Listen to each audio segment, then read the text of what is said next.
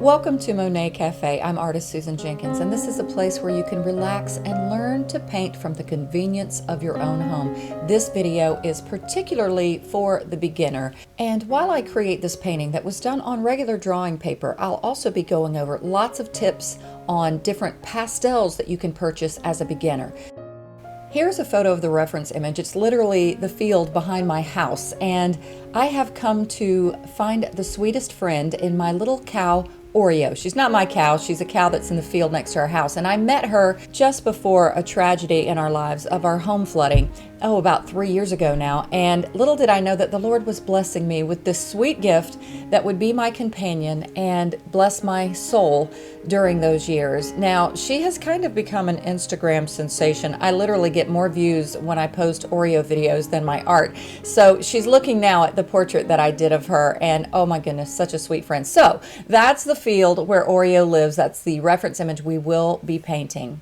I'd like to go over the supplies I'm using and also embellish a little bit with giving you advice on some beginner supplies. This is just regular drawing paper. I like using drawing paper that's toned. I have a lot that I do on a gray drawing paper. This one's kind of taupe. I'm using combination pastels. These are Prismacolor new pastels. I will be going over those, but right now let me talk a little bit about some of the harder pastels that work well with drawing paper and good pastels for beginners. This is on the Dick Blick website, dickblick.com. These are Rembrandt pastels.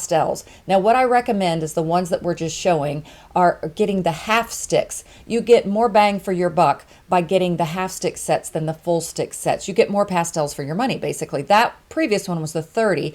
This one is the 60 I just pointed at. They also have a 90 half stick set. So it's a reasonable and more economical way to get started in pastels. I know the harder pastels don't get the glory that some of the softies do, but those are so expensive, and a lot of times people forget that harder pastels really can give some great results. So this is the 90 piece half stick set of Rembrandt pastels. And by the way, Rembrandts were the very first set of pastels I ever bought, and you just have to learn a lot to learn techniques and how to get better with them, so don't get frustrated with that. Now here's the other set that I showed kind of at the beginning there. These are Prismacolor new pastels, not NEW, NU pastels. Again, they have sets. They have a 24 set, a 36 set, a 48 set, and a 96 set.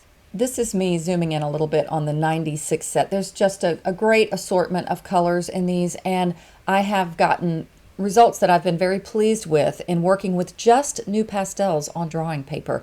And I do have videos on that. I'll share a bit in a minute. Another great resource for finding soft pastels is DakotaPastels.com. I believe that's their website, not Dakota Art, DakotaPastels.com. And Mount Vision pastels are a great beginner set of pastels. You can't get them in the half stick sets. You get them in the full stick sets, but the great thing is they're a little more reasonable than some of the other soft pastels, and they're large. You get and I like the round shape of these pastels. I like a combination of round and square. So again, they come in sets.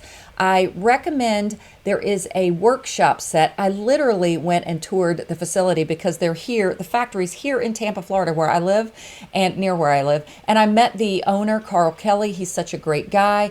And I have a video on touring the factory. But this is the Mount Vision 50 workshop set. You get 2 boxes, and the colors are brilliant and gorgeous, and it's another reasonable way. So for 50 pastels, $179 at the time I'm making this video, that's the price. That's really not that bad for 50 nice soft pastels. So these are just the things that I recommend when you're getting started. And also, I just went into my YouTube channel here and I collected all of the videos that I've made and put them into one playlist. You see where I'm marking there? You go to the main page, look at the tabs up top, and I made a playlist called Pastels on Paper. I think I've got, you see on the side there, 1, 2, 3, 4, 5, 6, maybe 5 or 6 videos in that focus a little bit more on using pastels on regular paper. And the reason I like to do that is, you know, I'm trying to save you guys some money. I know pastel papers can get very expensive. So hopefully these tips will help you get started a little more economically. Okay, now I held up this brush because I was thinking of blending tools. Maybe if I wanted to try to blend on this paper. I ended up not using the brush, but using that other little thing you saw there. It's a little piece of chamois cloth, like you dry your cars with. I'll talk about that in a minute. All right, so I'm all set up here. I've just got a little pastel pencil here. You could use a regular drawing pencil if you want, with just keep a light touch. And I don't really need to draw much in here. All I'm doing is getting in my horizon line. I have it kind of in an upper third, but not so high up. Just really roughly sketching in trees. I think sometimes when we are beginners, we have a tendency to want to draw too much, and all we need is basic shapes. I also do recommend something about the freedom of trees not being so tight. Draw them a little more sketchy and loose, and I like how an artist recommended to have your mountains or your trees more smiling than frowning. Try not to let them trail off of the paper on the sides. All right, so now I think this is a Mount Vision I'm using right here that I talked about before. I'm not using all of the pastels that I talked about previously because I was in such a rush this day. I really just needed to paint. I know what it was. I'd been doing a lot of computer work and I just needed to get to the easel. I didn't have time to pick out a bunch of pastels. So that's why I grabbed just this drawing paper. All right, what I'm doing now is I am just using the side of, I think this is a Rembrandt, and I'm using the side of this pastel just to shape some clouds. I don't want to say draw or sketch. You're making shapes with large strokes of the pastels or broader strokes of the pastel.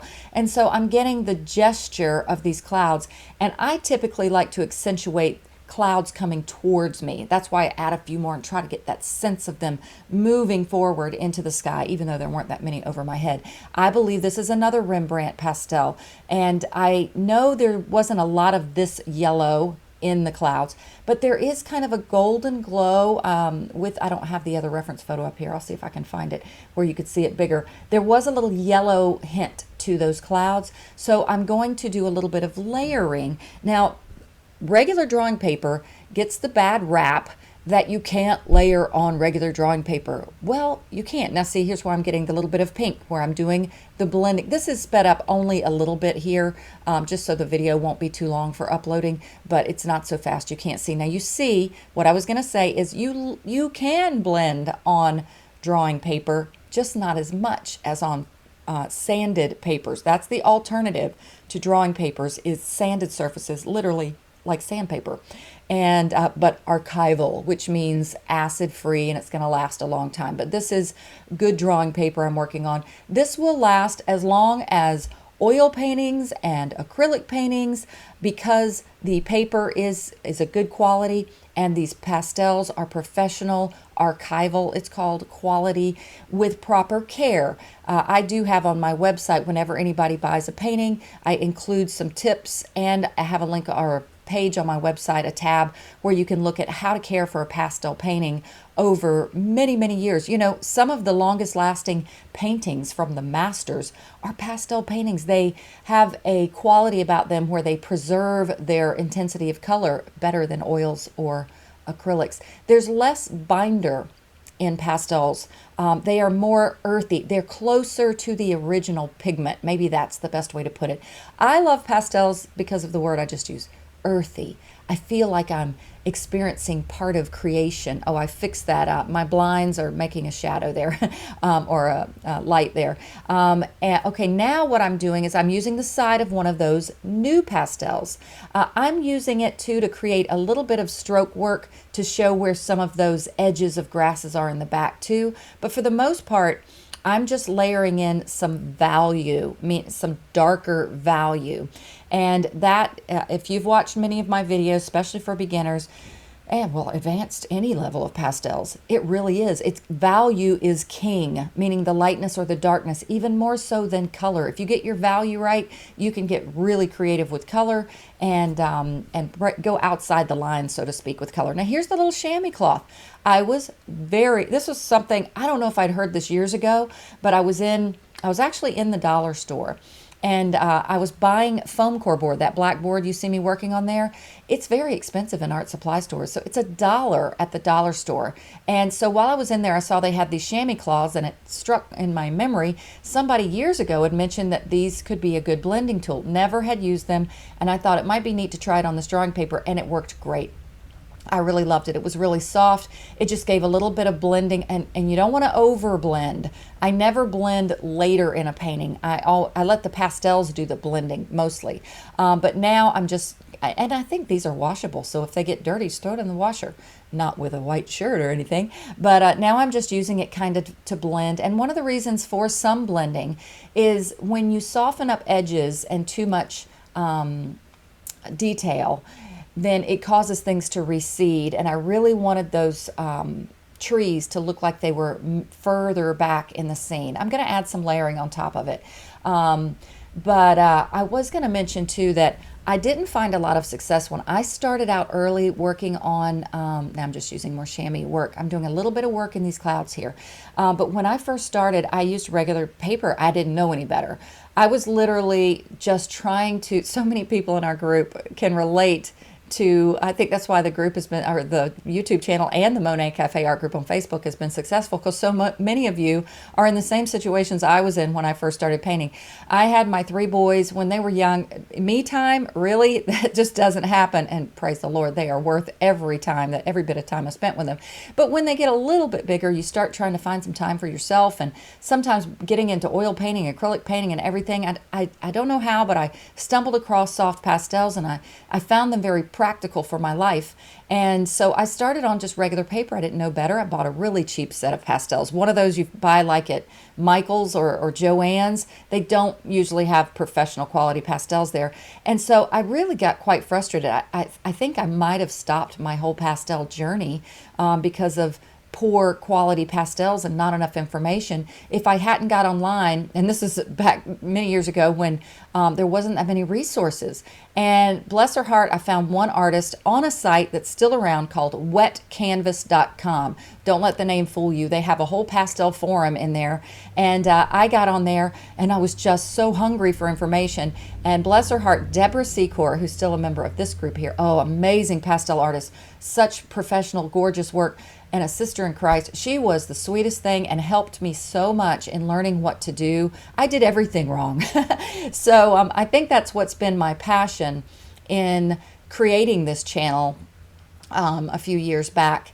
And by the way, some of you may have seen, I just went over, actually I think I have like 230 videos now in here. Some of them are private, you can't see them, but I have 200 plus public videos that you can watch on learning how to use pastels. It's not just pastels. I go over a whole lot of artistic information with composition and value and color theory and the science of color and lots of things like that. So again, I think that was my passion for it. You know what?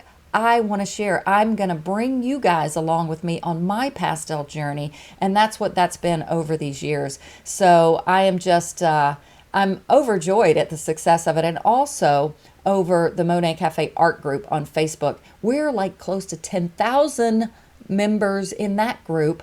Every level, we have contests. It's such an encouraging, helpful group. If you have any questions, it's a private group, so you don't have to feel like you're putting your work out there for the whole world to see. It's just the pastel artists in that group, which is great. Okay, I should probably start talking about the painting now. Now, what you were just seeing there was all real-time footage, that last part where I was talking right before the chamois cloth.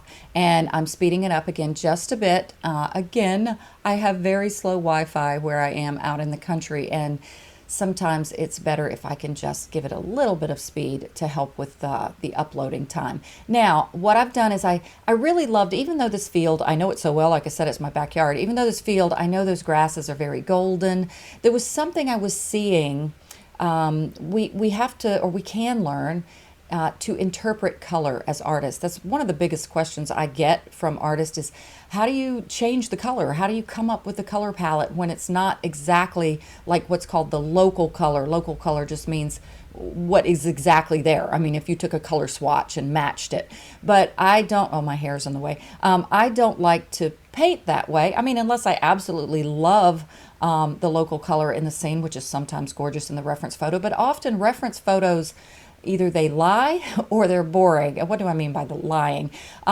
Reference photos, often a camera will alter things and change things. They won't give exactly what the eye sees. Our eyes don't see everything at the same time. We focus on one thing or the other.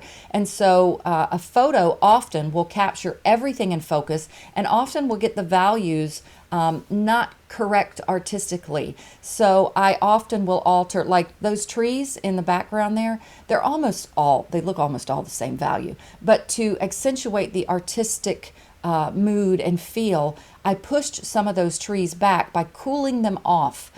They're not as green, and I lightened their value. Cooling means making them a little bit more towards the blue end, the cooler end of the color wheel. And I lightened the value. They're not as dark in value. So that is where you break out your artistic license to be able to do that. But I also wanted to interpret the golden grasses with more of a pink mood or feeling to them, like a blanket of not really pink. It was more peach. There was like this glow, and I know it was kind of coming from the sky, but I accentuated that, enhanced that to give it more of that blanket of a peach feel. I don't use the color peach a lot, but for some reason, some of those tones just felt right for this particular painting. Now, here's another tip with using regular paper, and I think this goes for sanded paper as well. Use a light touch. You don't want to just press hard at really any stage of this unless you got to the very end of the painting, because you are limited in your layering ability.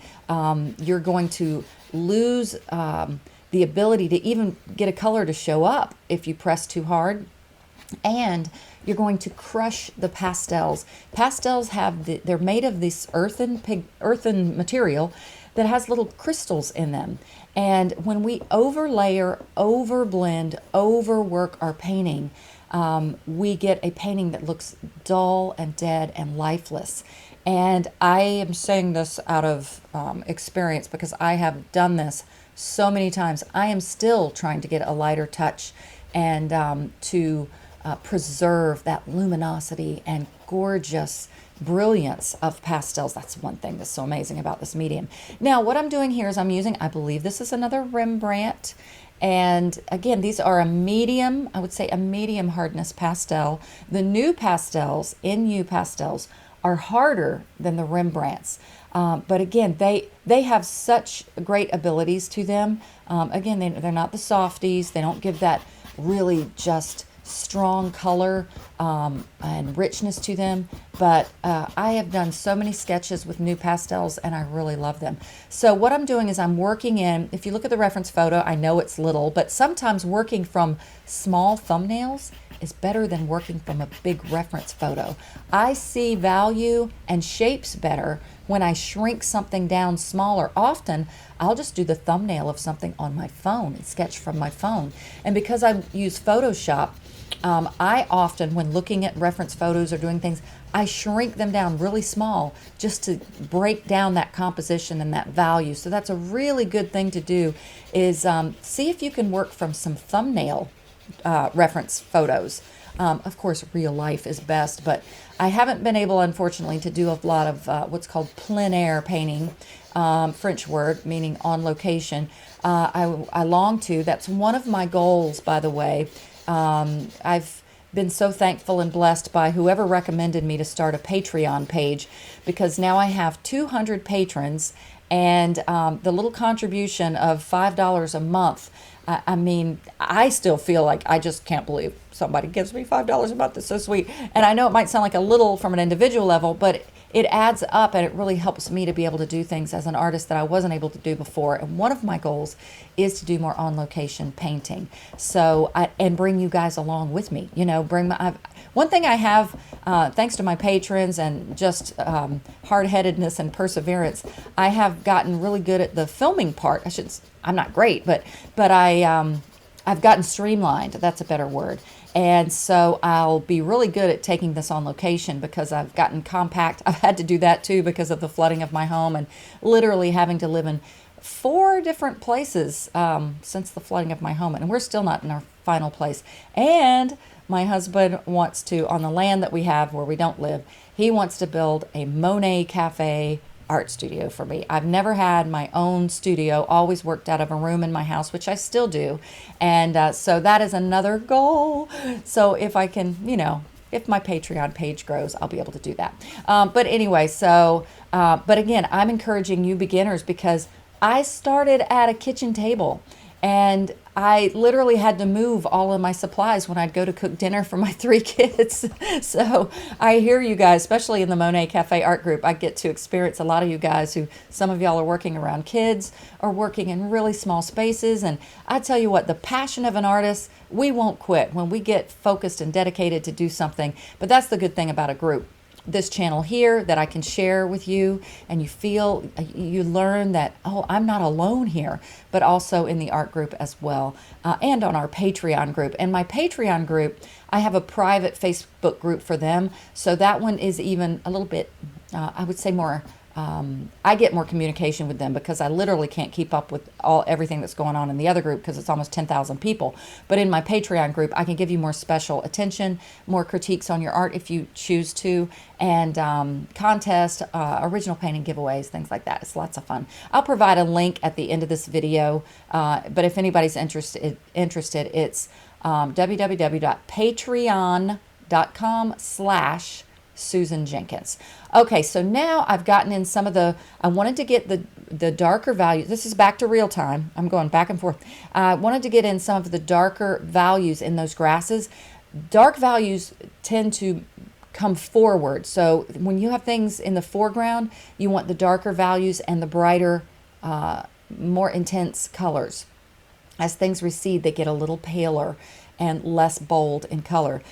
When you get to the background, what I'm doing here is you don't see individual flowers anymore. You see more of a blanket of flowers. So I'm just using the side of this, I'm not sure, that might even be a Rembrandt too, the side of the pastel to just give a blanket of flowers in the background there. And after I laid the dark down in the foreground, I'm just kind of working in and around them to add some of those values and colors. I didn't necessarily think of these as having to be grass. Like I said, I know this grass. It's kind of just stiff, kind of coarse grass that has little patches here and there. As it goes in the distance, it looks like a blanket. But I didn't really want it to look like that, so I accentuated the color a little bit, changed the color a little bit. Now I'm using this little bit of I think it's kind of a lavender pastel. This is what I was saying before, where you can use pastels to blend themselves. I find this is my favorite way, really, other than at the very beginning, sometimes using a piece of pipe foam insulation that you can buy at any hardware store, or that little chamois cloth. I'll definitely use the chamois thing again. That's really cool. But using a pastel to blend. So that's an excellent way to kind of soften edges and when you don't want something in the distance that stands out so much. All right, I'm going to speed it up a little bit more, add some music. Oh, there's, again, a little bit of a cooler color in the background. It's going to push those trees back even further. All right, enjoy this rest of this part with music. Stay tuned, though, to the end of the video, and I'll be popping back in soon.